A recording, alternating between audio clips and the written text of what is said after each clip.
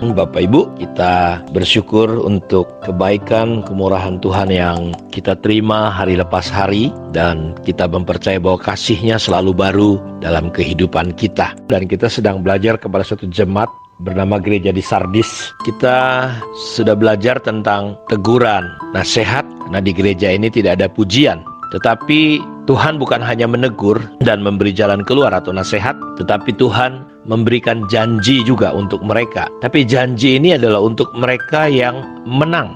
Janji Tuhan kepada gereja di Sardis yang mengalami kemenangan. Di Wahyu 3 ayat 5 dikatakan, barang siapa menang, ia akan dikenakan pakaian putih yang demikian.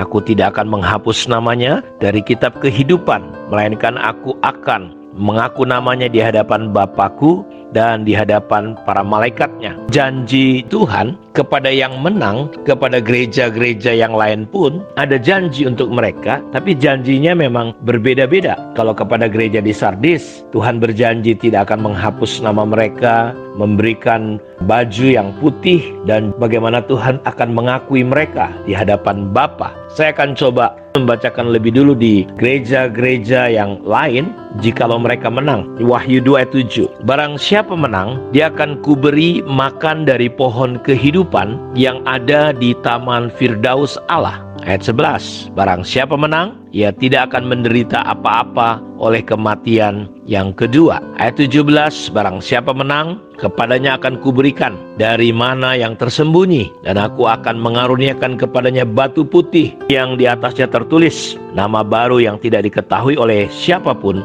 selain oleh yang menerimanya. Ayat 26 dan 28, dan barang siapa menang dan melakukan pekerjaanku sampai kesudahannya, kepadanya akan kukaruniakan kuasa atas bangsa-bangsa, dan ia akan memerintah mereka dengan tongkat besi. Mereka akan diremukkan seperti tembikar tukang periuk, sama seperti yang kuterima dari Bapakku, dan kepadanya akan kukaruniakan bintang timur. Ayat yang kelima, ini yang tadi sudah saya baca, jadi saya akan loncat saja ke ayat yang ke-12. Barang siapa menang, ia akan kujadikan soko guru di dalam bait suci Allahku, dan ia tidak akan keluar lagi dari situ, dan padanya akan kutuliskan nama Allahku, nama kota Allahku, yaitu Yerusalem baru yang turun dari surga dari Allahku, dan namaku yang baru. Ayat 21, barang siapa menang, ia akan kududukan bersama-sama dengan aku di atas takhtaku, sebagaimana aku pun telah menang dan duduk bersama-sama dengan Bapakku di atas takhtanya. Jadi kalau kita melihat ayat demi ayat kepada gereja-gereja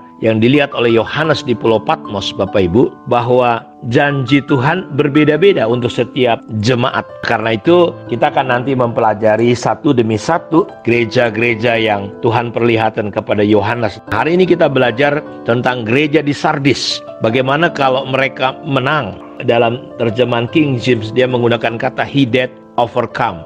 Dia yang mengatasi. Kata menang di situ artinya dia yang mengatasi. Artinya orang-orang ini mampu mengatasi situasi yang sebelumnya.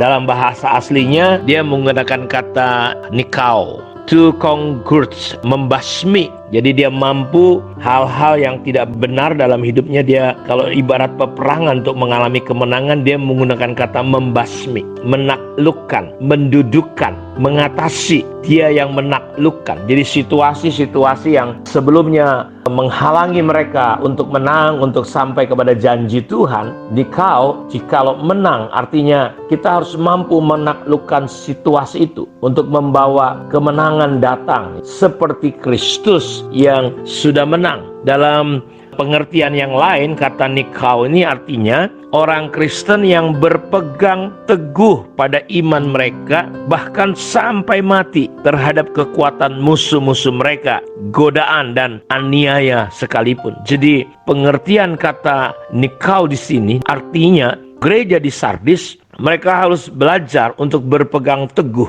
Jadi menang, kita adalah orang-orang yang berpegang teguh kepada iman, bahkan sampai mati terhadap kekuatan musuh. Sama seperti kejadian Sadrak, Mesak, Abednego. Mereka pegang iman mereka, sekalipun mereka terancam masuk ke dalam lautan api yang mengerikan. Mereka bertahan seperti itu, mereka teguh. Jadi menang di situ artinya kita sampai akhir hidup kita. Seperti kayak Daniel dibuang ke gua singa, dia tidak goyah sedikit pun. Seperti Rasul Paulus, dia berkata, darahku sebentar lagi tercurah. Dia tidak gentar sedikit pun. Memang akhirnya Rasul Paulus dipenggal kepalanya, Bapak Ibu. Seperti kayak Yohanes di Pulau Patmos dibuang, tetap teguh. Jadi menang itu artinya sampai akhir hidup kita. Kita mengakhiri hidup kita, mengakhiri iman kita dengan benar terhadap godaan-godaan maupun aniaya. Saya berdoa supaya kita menjadi orang-orang yang menang seperti yang disarankan oleh Tuhan kepada gereja di Sardis. Nikau juga punya pengertian ketika seseorang dibawa ke pengadilan, dia memenangkan perkara itu. Jadi